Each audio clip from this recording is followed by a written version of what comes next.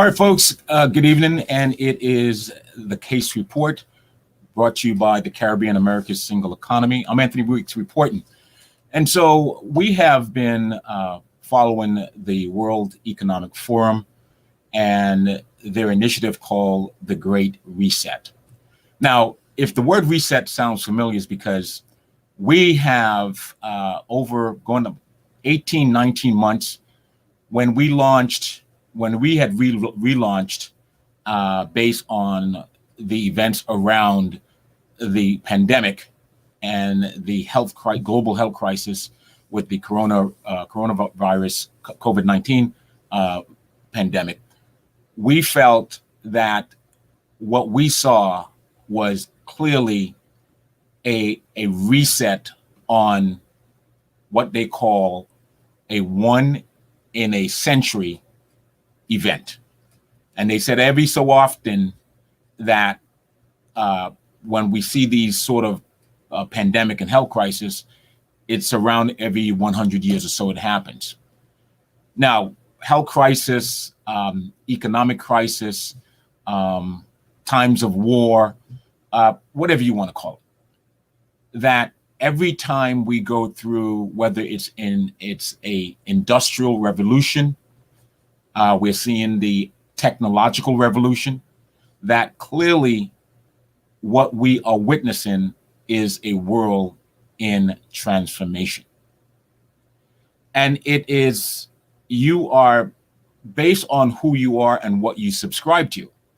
You may see it as the glass half empty, or you may see it as the glass half full.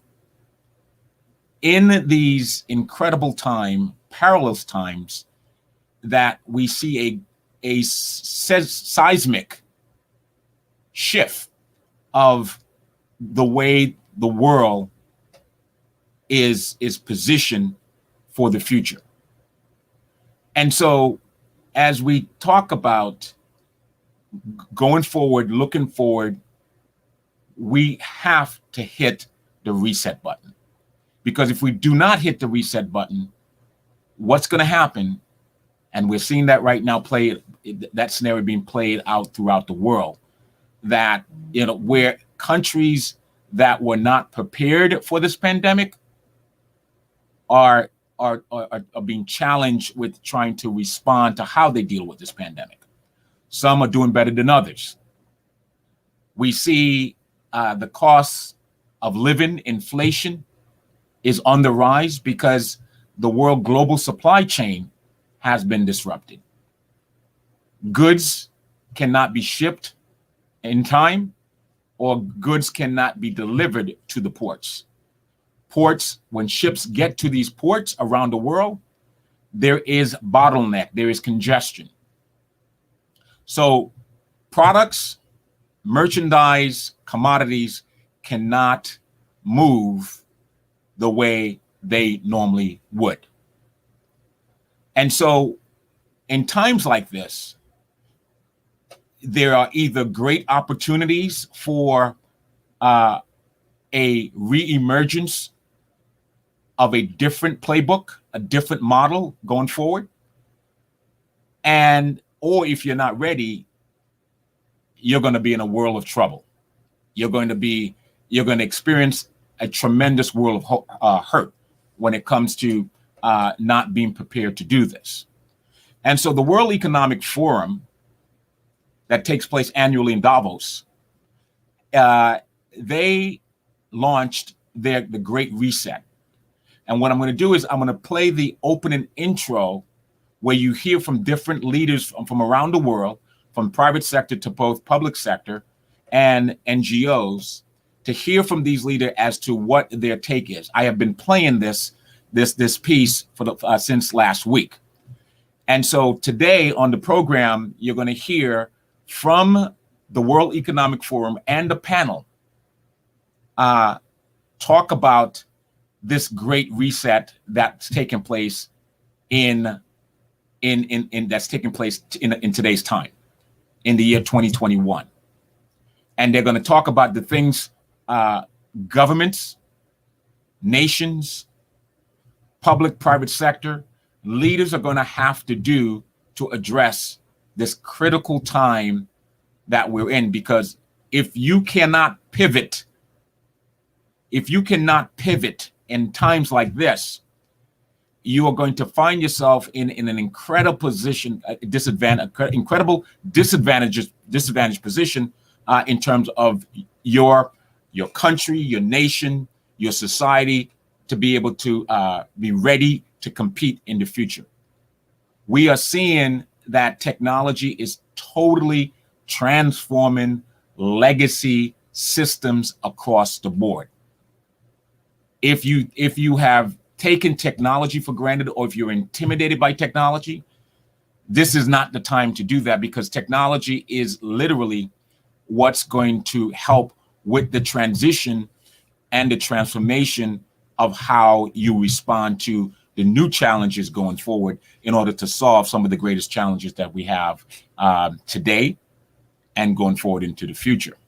So what I'd like to do, I would like to play this piece to hear from different leaders around the world talking about the reason for the Great Reset, and then we'll segue into the panel discussion as to why this is vital. And so let's go to the tape to hear from giving you a preview as to what's going to take place during this panel.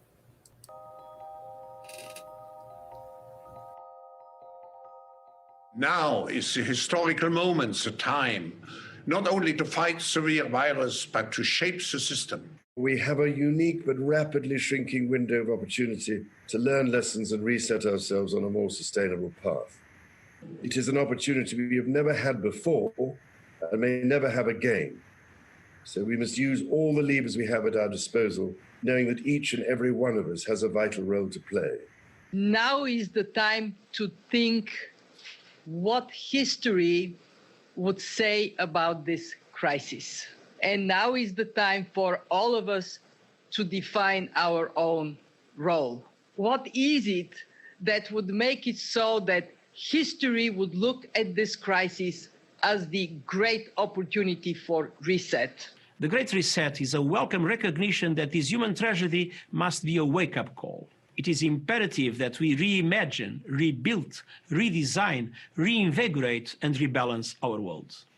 Rebalancing investment, harnessing science and technology, and advancing the transition to net zero emissions, all elements of the Great Reset, are fundamental to building the future we need. The world's problems fit on three sides of a triangle.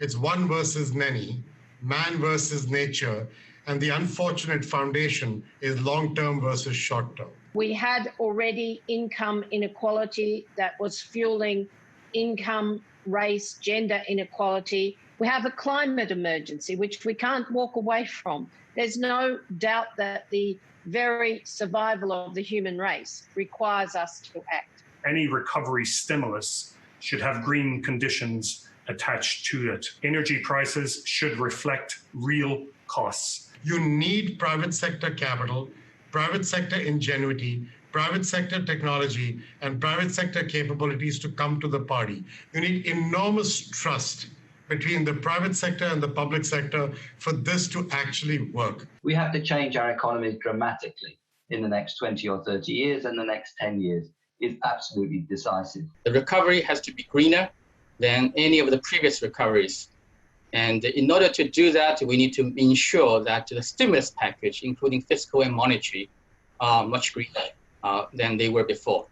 So we cannot waste this opportunity to ensure that the very precious money that's raised from the next generation is spent on green and low carbon. We will now start a quite high number of task forces to look at all the different issues, and we will present all those ideas to the people assembled in Davos. But at the same time, we will make Davos very different, very open, to ensure that we do not fall back to old recipes, but that we really look at forward-oriented solutions. Young entrepreneurs, especially from developing countries that are there and can see the right problem, can really step up and create solutions. Finding profitable solutions to problems of the people and the planet, and we're starting to see firms move to that, and we're seeing firms that behave responsibly in that way actually doing better on conventional measures of profitability and doing better in this particular period. We've also seen social entrepreneurs step in incredible ways. Not only has it exposed the precarious reality, but then it has also exposed the opportunity to recenter the reset around the most vulnerable and those on the edge, where it only takes something like a pandemic or difficult circumstances to slide into poverty. And then we need to couple that with new initiatives to equip more people with the digital skills they'll need, not just to have a tech job, but a job that is increasingly tech-enabled in almost every part of the economy. If we can empower consumers with all of this, I think we unleash this next generation to have a much broader impact more quickly. We can never again allow our health, education, care systems to be underfunded. We need our imagination here. Possible is being redefined each and every day right now. So the next time someone tells us that tackling climate change is either too costly or too difficult, I think we need to remind them and remind ourselves of what just is happening right now. We not only have to demand change, but also create change. We have to live up to the expectations which we have created, and we will do so.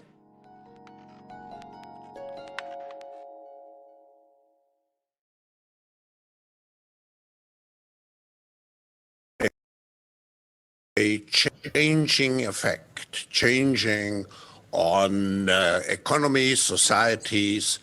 It's not just to be compared with the economic crisis which we had to pass through 10 years ago. The effect will be much similar to World War, and actually all countries in the world are affected. So if we look at the impact, of course, we first see the impact on global economic growth. Even in the most optimistic estimates of the IMF and OECD, we will be back to the output level of the end of 19 only at the, in the best case, only at the end of 21. So look at the debt which we are loading on our shoulders. The world was already indebted at an amount of over 300% of GDP. Now the rescue programs of the governments represent another $10 trillion, which will be added to our debt load and will have to be in some way be repaid by future generations. I'm also, of course, looking at the unemployment, which and the impact on livelihoods. We know many people, according to the ILO, about 50% of people in the world will be affected, combined, taking the combined effects of COVID-19 and the fourth industrial revolution. And finally, not to forget the figures. I mean, we look at the statistics. We see more than 500,000 people who have died.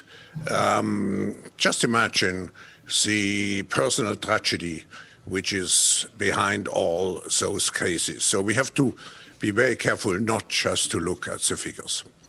Now, when we look at COVID, I think we should distinguish between three phases. We have the three R's: restrain, which means to fight the virus, the hot phase. Most countries are in today. Then we have recover, to go back to a kind of new normal. And finally, the reset, which means to define and to design the strategies which should lead us in the after-corona phase. what is the objective? What kind of world do we want to build? What do we know? What did we learn? I think the world which we want to create with the Great Reset has to be much more resilient. It has to be because security, people will demand more security, physical security, health security. It will have to be more inclusive. We had already a big gap before the crisis started. This gap will be tremendously increased. So if we want to avoid some kind of social revolutions, and we have seen the signs of anger on the streets already the last weeks.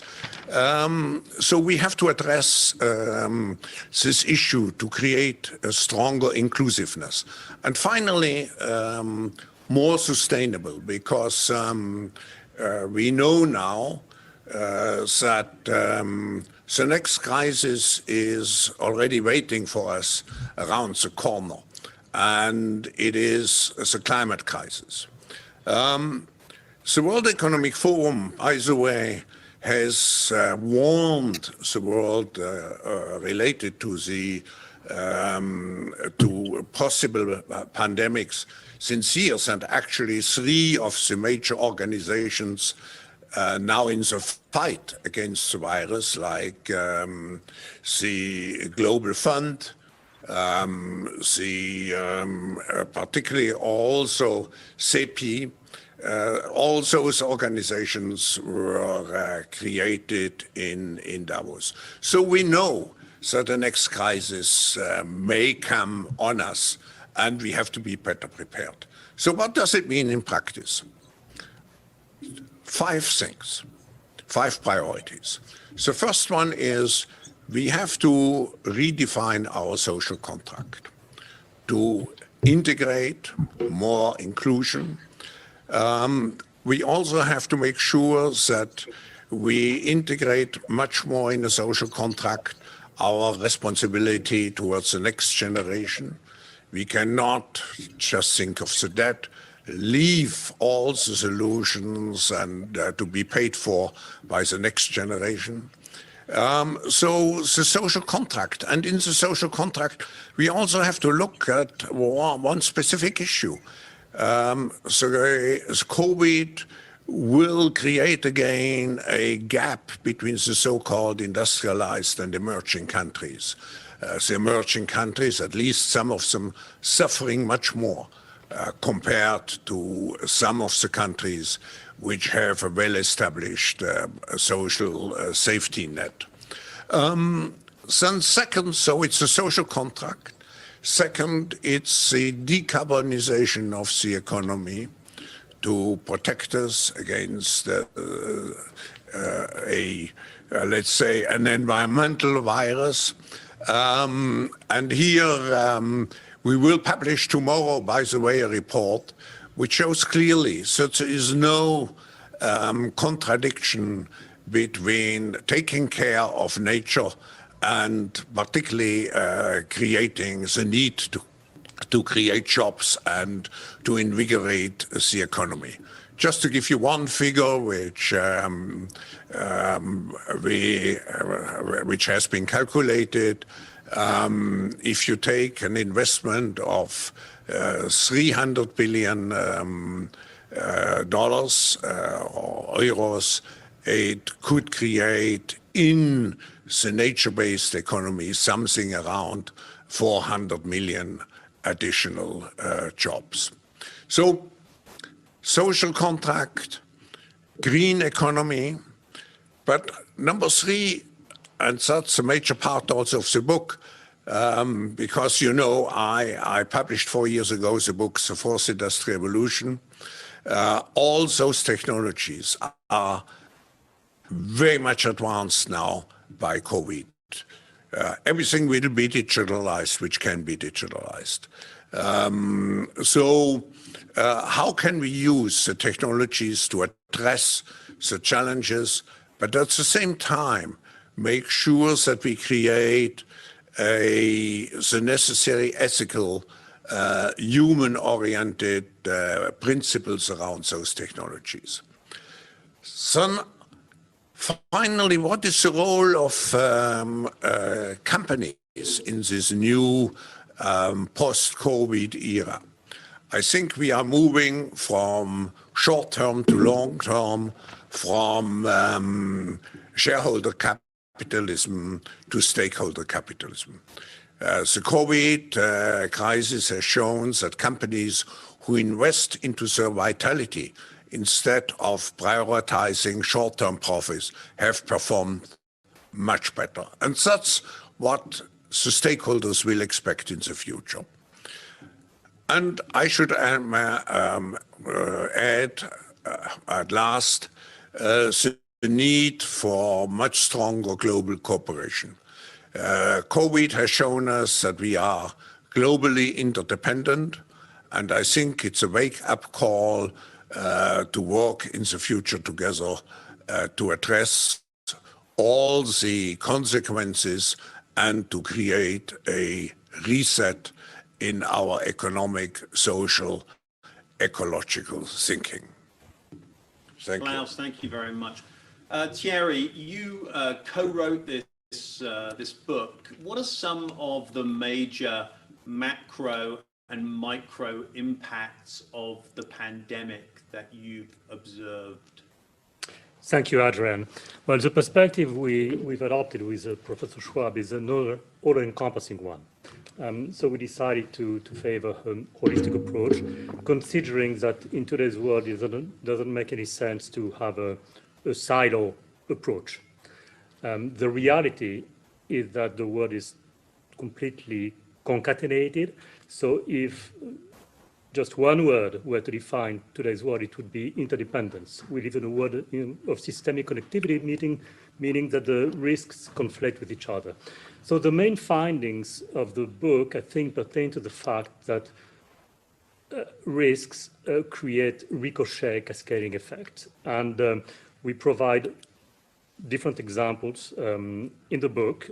So for example, macro, if you use a simple framework to think about the world, if you consider macro categories in terms of economic risk or opportunities, geopolitical issues, societal issues, the environment, tech, so 5 big macro categories, you realize that each of them has an effect on the others. So they cannot be considered in isolation from each other. And let's take something that Klaus already referred to, which is unemployment. So the crisis has triggered a precipitous rise in levels of unemployment. Unemployment creates strong societal risks. And we have already seen the impact it is having in terms of social unrest worldwide. In terms of impoverishment, many emerging countries are now facing a dramatic situation in which an increasing level of citizens will face deep poverty issues. With, again, cascading effects in terms of, for example, involuntary migration, mass migration to richer countries.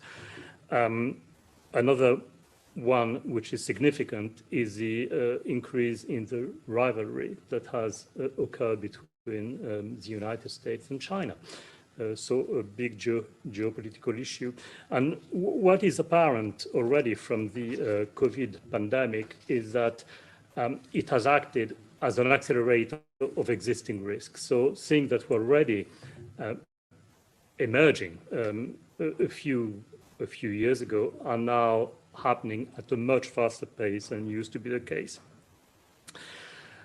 The environment, surprisingly, might be one of the big winners from the pandemic, from the reasons that Professor Schwab just mentioned.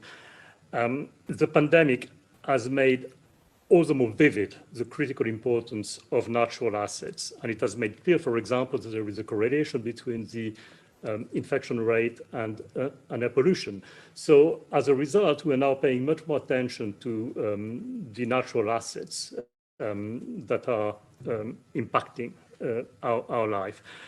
And it is already clear that the 10 trillion of fiscal support that have been announced worldwide to deal with the pandemic, a significant portion of that, of this 10 trillion, will be conditional upon making the economy greener. And in that respect, Europe is very much at the forefront. Technology already has benefited from COVID and emerges as one of the clear winners, which comes with also a swathe of governance, privacy, and intrusion issues, which might also affect individual liberties.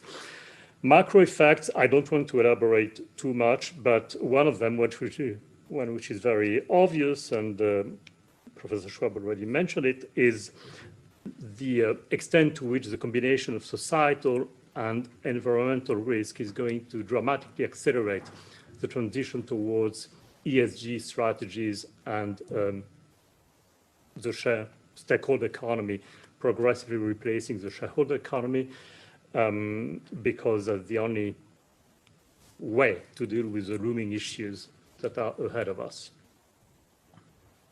Thierry, thank you for that. Sadia, you lead the work the Forum does on a lot of the issues that lie behind the factors identified by Klaus and Thierry in the book. How is the Forum's work going to help support this theme of the Great Reset? Thank you, Adrian. A couple of broader points. You heard the 5 key priority areas from Professor Schwab. The regional action groups that the Forum has set up are dealing with a lot of the elements of regional and global cooperation. The industry action groups that we have set up in the last months are dealing with the need for new business models within various industries. Our solutions platform on the 4th Industrial Revolution is looking at how to harness and disseminate better some of these technologies in the service of positive societal outcomes. Our solutions platform on global public goods is looking at deploying more solutions around water, around the circular economy, around forestation. And then finally, the solutions platform on the new economy and society is looking very much at what to do in terms of the economic growth and revival. 2, wages, work and safety nets. 3, on education, skills and lifelong learning. And 4, on diversity, equity and social justice. And perhaps let me just pick the first of those 4 categories. I think it had been already quite some time that we needed to rethink where our sources of future growth would come from. And it had already been quite some time that we needed to look not just at the speed of growth, but also at the quality and direction of growth. We can no longer afford to look only at GDP metrics. We also need to be looking at what type of growth it is. So is it sustainable? Is it inclusive? And the Forum will, over the coming year, be working on developing a new dashboard for this new economy so that we have the right kind of North Star to be driving towards. Of course, that then also necessitates looking at new tools of economic policy, new approaches to fiscal policy, new approaches to monetary policy, and we will be leading over the next months a global future councils that will be pulling together new ideas in these spaces. And again, some of these have been perhaps in the fringes of the academic conversation already. What we now need to do is bring those ideas to the fore, because very much in the spirit of the Great Reset, this is the moment where we can proactively shape the economy that we want in the future. So that's one example from those 4 areas. Thanks very much. Thanks to all our panelists. Just turning out to everyone listening, if you have a question that you want to put to the panel, then please use the Q&A function and we can get your question and move you on to the panelists list in the webinar. We have a couple of questions to move to right now. I want to turn first to Asahi Shimbun from Japan and their correspondent, Yu Yoshitake. Could you put your question, please? Can you hear me? Thank you for taking my question.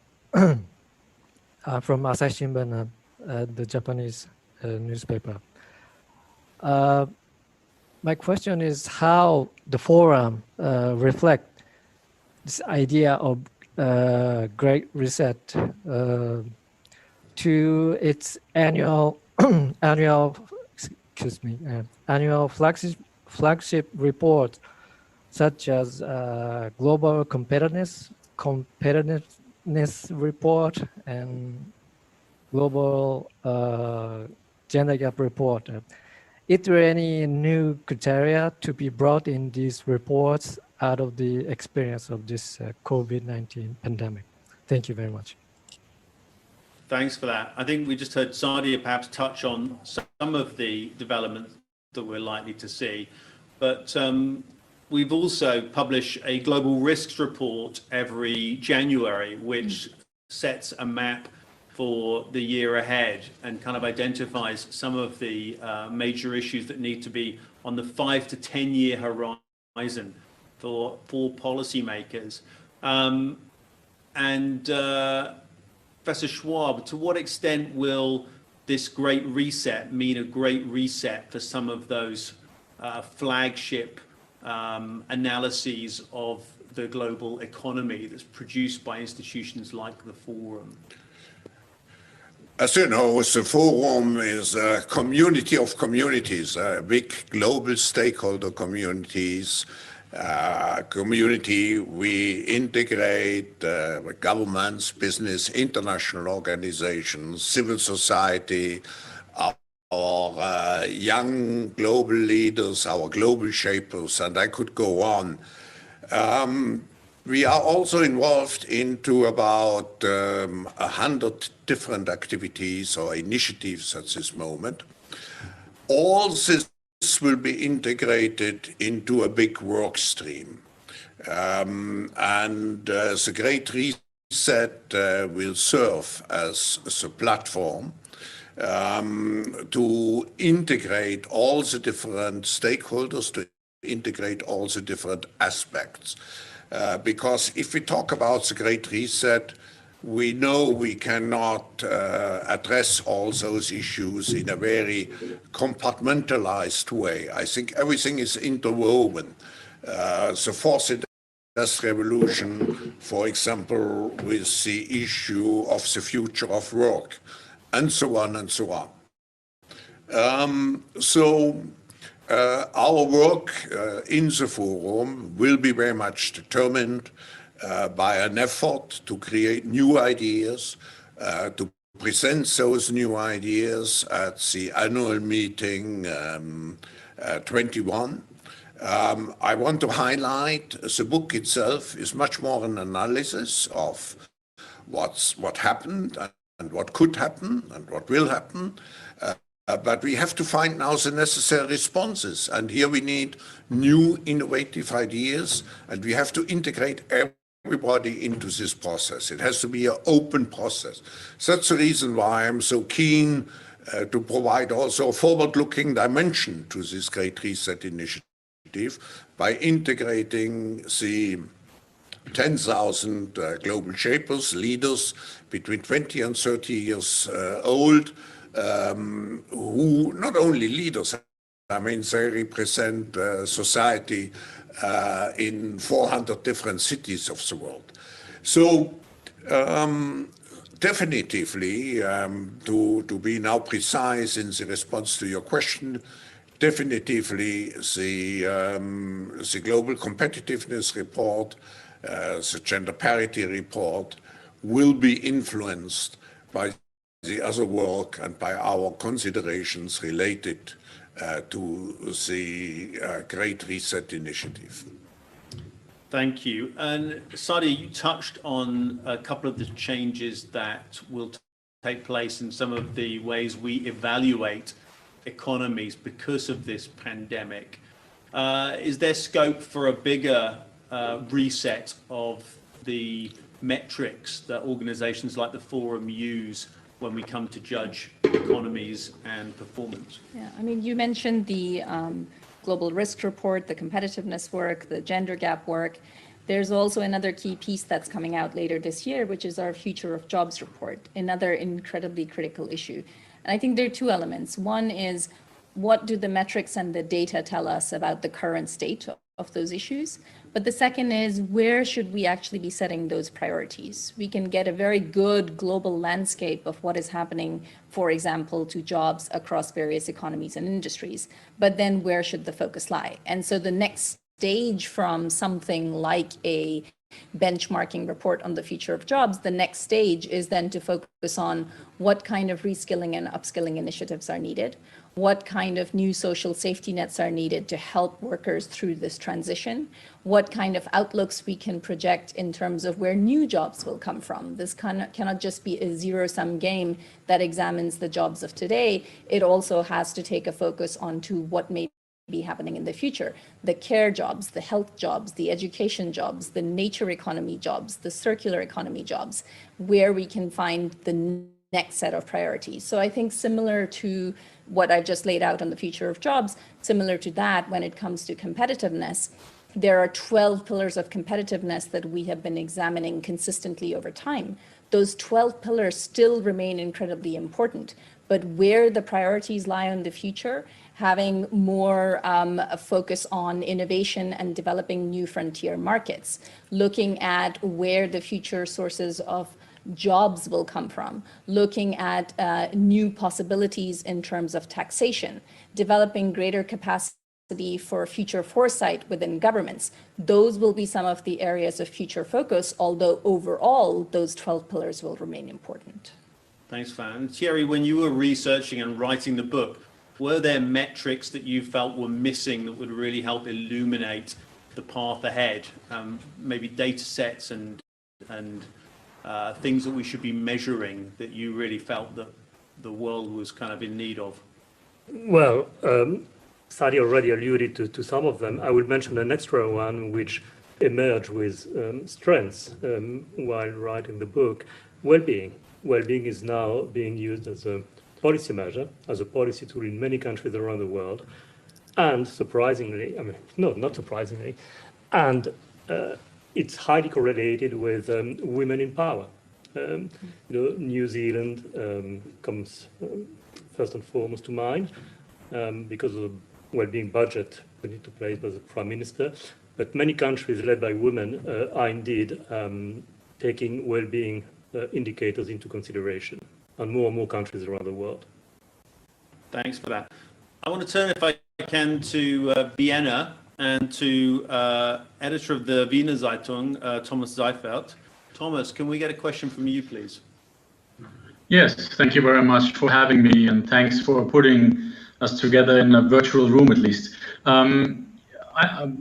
Professor Schwab, you have already brought it up that you expect a greater focus of political and economic elites on the biggest threat to humanity, as you said, even bigger than COVID, namely climate change. And also, Thierry, you have also mentioned that. So where do you think will the dynamics for tackling this issue come from? Will there be a push from governments, carbon tax comes to mind, or do you think that it will come from the private sector? You have mentioned already keywords like sustainability, resilience, circular economy, just to mention a few keywords. And my second question is, there is not only the COVID crisis, but there is also, you can maybe see an ideological shift following the deepest recession or the Great Depression 2.0, call it what you will. And you mentioned that there is a change in perception of the role of the state in the book that I saw as one of the chapters, and also the change in perception of the consequence of social inequality, a topic that the forum brought up since several years. So I'm wondering, what do you think about these change in political ideas and ideologies? Thank you very much. Thanks for that, Klaus. Yes, thank you very much for this question. Let me start with the second one. When we look at the tremendous challenge which we have in creating this great reset, I think all stakeholders of global society are challenged. What we have seen was a kind of, how shall I say, dominance of business in global affairs affairs in the last, at least in the last 2 decades. Now this is balancing out. We have the return of government, government even taking participation in government, in companies, in any case attaching conditions at safeguarding measures. So what does it mean for us and for our approach? I think we will succeed only if it's a completely open platform. It cannot be governments alone, it cannot be business alone.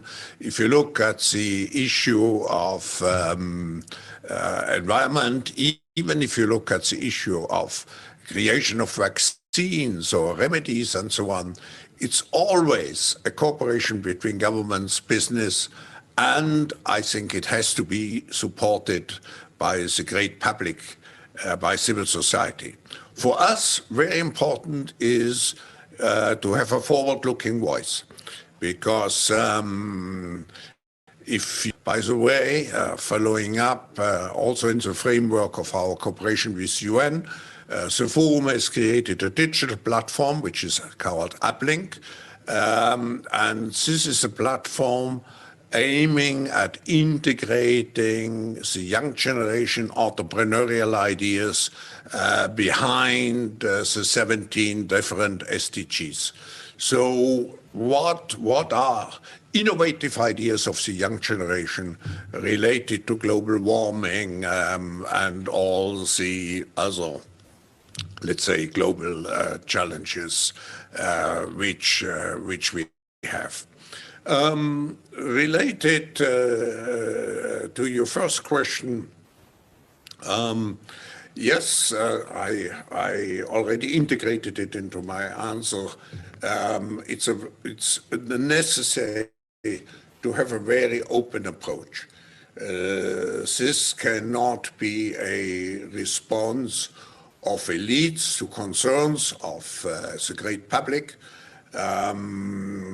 I think we are at a rupture point where we have to make sure that we have a comprehensive, all-inclusive approach. Otherwise, we will just be confronted with a climate of social unrest and possibly revolts on the streets or revolts from the next generation. Thanks, Thierry. The last 50 years, we've seen governments since Margaret Thatcher and Ronald Reagan saying that they had to step back and let business step forward. This crisis seems to have reversed that dynamic. How important going forward will it be for governments to keep that leadership role and to step up in the face of the crisis? Well, it's going to be critical, and as Professor Schwab just mentioned, in fact, we look at government, we have a very black and white perception of government and the private sector. In reality, is to cooperate in a very intensive manner. Now we are at an inflection point. It's changing. The ideology that has prevailed over the past 15 years, which was predicated upon the government having as little role as possible, is changing radically, and moving forward you should expect the government to take a more active role in the economy and in societal issues. But it doesn't have to be big government. It can be smarter government, and smarter government will mean a very intricate collaboration between government, civil society, and the private sector. Klaus. I think when we address all those issues, innovation, creativity is very important, and we know innovation and creativity doesn't come normally or always from governments. It's mainly entrepreneurship. So we should not underestimate the role of entrepreneurship in addressing all those issues. So on the one hand, we have to create probably or certainly more social safety nets. The government is very much challenged. We may have to look at our fiscal systems, but we always have to keep in mind not to restrict the entrepreneurial spirit of business. So it's a fine balance between the two. On the one hand, to have the necessary rules. On the other hand, to ensure that the economy is thriving based on entrepreneurship and based on markets. Thanks for that. Want to go to Delhi and to Pranjal Sharma, who's both a columnist for the Business Standard, but also one of the leading authors and commentators on the Fourth Industrial Revolution there. Pranjal, your question. Thank you, Adrian. I'd also like to congratulate Professor Schwab and Thierry, because I read some of the chapters of the book in advance, and I'm going to be reviewing it. But my main question is, Professor Schwab, you've always been arguing for preparing and shaping the fourth industrial revolution. But if COVID is accelerating everything, how do we accelerate the preparation? Because I don't think our systems, industries, and policymakers had yet come to grips with the fourth industrial revolution even before COVID. But now it seems like a crisis. While there are, of course, positives, but I think the ability to cope with this accelerated change is limited. If we look at the present situation, we have actually three interrelated situations. First, we have the impact of COVID. Second, we should not forget that after a long period of economic growth, we were entering a period of, I wouldn't say recession, but of reduced economic growth, just taking the economic cycles. And then you have the fourth industrial revolution, which, as I wrote in the book 4 years ago, when I coined the expression, the fourth industrial revolution, which has a tremendous impact on business models, on society, and on the economy. And you're right. As we described also in the book, many of those technologies, just look at face recognition, just look at the technologies which you need for tracking people and so on. But then look also what we are seeing now with some of the companies engaged into the research for vaccines, using completely new methods based on synthetic biology. So my observation is that those technology advance fast. Look also at the valuation of the leading companies at the stock exchanges. My concern related to this question is, are we able? We always need for technologies also to create the necessary, I wouldn't call it regulations, but at least ethical ground rules. How can we use those technologies that they are used for the benefit of humankind, and not just for the benefit for one application or one specific companies? You see it in the whole discussion related to some of the leading companies, how to find the balance between, let's say, responsible behavior on the one hand and applying the technology fully. So this is something which the forum will is already, with this network of centers for fourth industrial revolution, looking at how can we promote those technologies to provide solutions. We have been very active, also actively involved in the whole question of vaccines. How can we promote those technologies, but on the other hand, make sure that those technologies are not used at the detriment of humankind? Great stuff. I want to turn to Malaysia in a moment and to Kamarul Haron from Astro Awani.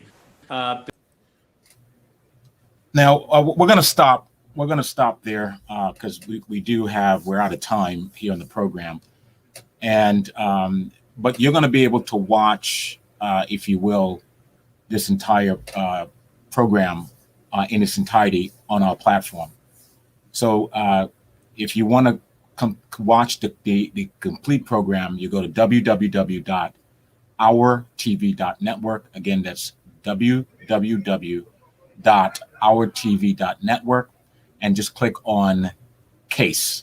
Click on the menu button that says case, and you'll be able to watch this thing in its entirety on our platform.